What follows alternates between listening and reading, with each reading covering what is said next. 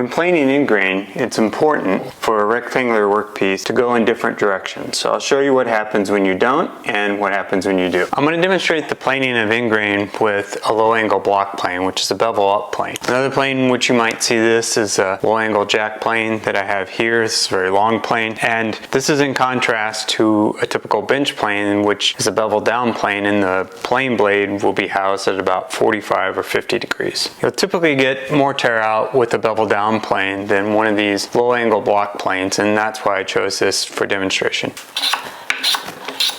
Here you can see we get tear out. I have two tips for you to prevent tear out. The first one is to clamp a board onto the edge here and to have this board support the end grain. Another one would be to go both directions with your hand plane. We'll demonstrate them. So now I get no tear out here, but my tear out is moved to the board I don't care about. Here I'm stopping short of the end. By going different directions, what happens is the end grain in front of what you're planing is supporting the end grain behind it. And so reversing directions always gives my end grain support. This is a lot harder for a short workpiece like this than it is for a longer one.